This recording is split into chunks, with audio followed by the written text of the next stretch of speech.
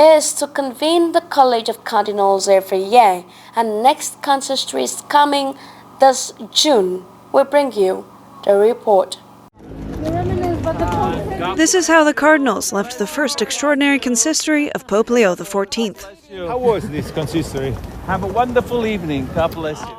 With a new convocation, they'll meet again in a few months on June 27th and 28th, and it seems that the Pope doesn't want it to be the last one either. And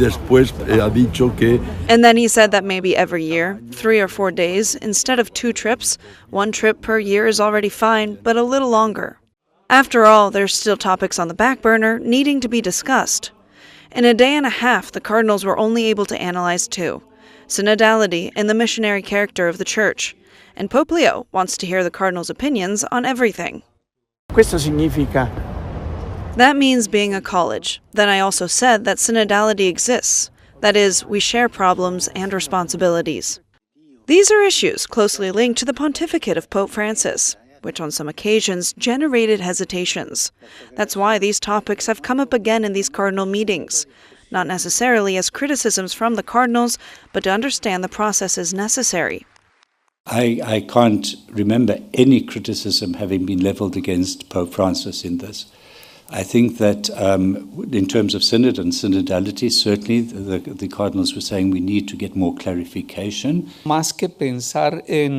Rather than thinking of articulation only in relation to the pontificate and the magisterium of Francis, it goes much further.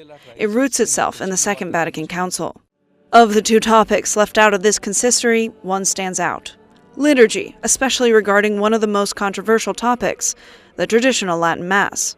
Regarding whether the liturgical question was addressed or not, here is the Cardinal's response. No, perché non abbiamo scelto quel tema. Another issue that came up at the press conference was the role of the laity, closely related to the role in evangelization and some barriers to that role, like clericalism. We love to speak about co-responsibility in mission, but the laity would find it difficult to really participate in the life and mission of the Church if there is a prevalent attitude that says, I am the one in control, because we're ordained, we're supposed to be the one to give the direction of the Church. With this consistory, Pope Leo XIV has opened up the door to another way of governing, his own. Clearly, Pope Leo wants to lay the foundations of his pontificate with the help of those who trusted him to be the successor of Peter.